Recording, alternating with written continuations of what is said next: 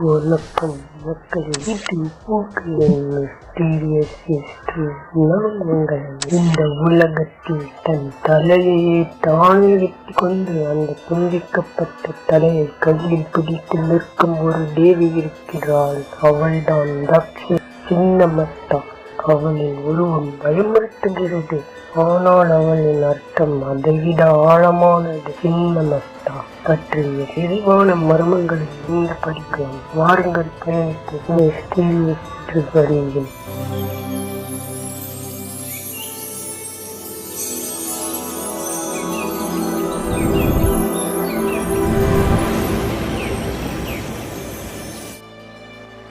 என்ன என்றால் துண்டிக்கப்பட்டது. மஸ்தா என்றால் தலை. அவள் தன் தலையை இடிக்கின்றாள். இந்த கழுத்திலிருந்து 3 இரத்த நதிகள் பாய்கின்றன. 2 நதிகள் அவள் நதிகளான தாகினி மற்றும் பரிணி குடிக்கின்றன. 3வது அவள் தன் கையில் பிடித்திருக்கும் தலையின் வாய்க்குள் செல்கிறது. ஒரு கொடூர காட்சி. அது அகங்காரத்தின் மரணம். எட்டும் தத்துவம். இந்த தேவியின் குறிப்புகள் தேவி பாகவத புராணம் மற்றும் தாந்திரீக ஆகமங்களில் காணப்படுகிறது. அவள் தக்ஷண மகாவித்யாக்களின் மூர்த்தி. அதிக தீவிர சக்தியின் வடிவம். இப்போது ஒரு பெரிய கேள்வி. தமிழ்நாட்டில் சின்னமஸ்தா ஆலயங்கள் இருக்கிறதா? பொதுவாக பிரபலமான பெரிய ஆலயங்கள் இல்லை, ஆனால் சில தாந்திரீக மரபுகளில் சின்னமஸ்தா சந்நிதிகள் தனியார் ஆசிரமங்கள் மற்றும் ரகசிய பூஜை மையங்களில் இருப்பதாக கூறப்படுகிறது. இந்த தேவியின் மிகவும் பிரபலமான ஆலயம் ஜர்காந்தில் உள்ள சின்னமஸ்தா டெம்பிள் ராஜ்ராப்பா என்ற இடத்தில் அமைந்திருக்கிறது. ஆனால் சின்னமஸ்தா ஆலயத்திற்கு பெண்கள் செல்லக்கூடாதா என்று சிலர் கூறுவது ஏன்? இதன் பின்னால் இருக்கும் மர்மம் என்ன? சின்னமஸ்தா வழிபாடு சாதாரண பக்தி முறையில் இல்லை. இது தாந்திரீக வழிபாடு. தந்திரம், உடல், மனம், உயிர் சக்திகளை இயக்கும் ரகசிய மரபு. அவள் நிர்வாணமாக நிற்கின்றாள். அவள் காலடியில் காமதேவன் மற்றும் ரதி வேறு நிலையில் இருக்கின்றார்கள்.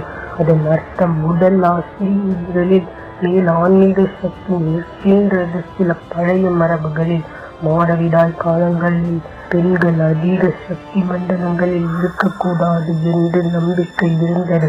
அந்த நம்பிக்கையில் இருந்து பெண்கள் வரக்கூடாது என்ற ஒரு கருத்து உருவானது. ஆனால் முக்கியமான உண்மை சாஸ்திரங்களில் பெண்களுக்கு முழுமையான தடை இல்லை. இது சமூக மரபு, அதிகாரப்பூர்வமான ஆகம விதி அல்ல. இங்கே இருக்கும் உண்மையான மர்மம் என்ன? சின்னமஸ்தா பெண் சக்தியின் உச்ச வடிவம். அவள் தான் தலையை வெட்டுவது சுய கட்டுப்பாட்டின் உச்சம். பெண்கள் சக்தி மிகுந்தவர்கள் என்பதால் சில தாந்திரிகர்கள் சக்தி சமநிலையை காப்பாற்ற சில கட்டுப்பாடுகளை வைத்திருக்கின்றார்கள். ஆனால் அது பயம் காரணமாக அல்ல, அது சக்தியின் தீவிரம் காரணமாக.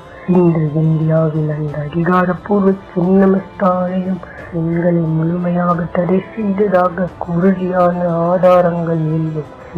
அது சில ரகசிய வெளிப்பாட்டு முறைகளில் மட்டுமே கூறப்பட்டுள்ளது. அப்படி என்றால் பெண்கள் செல்லக்கூடாதா? தேவி ஒரு குரலியா அல்லது மனிதன் புரிந்து கொள்ள முடியாத சக்தியின் மர்மமா?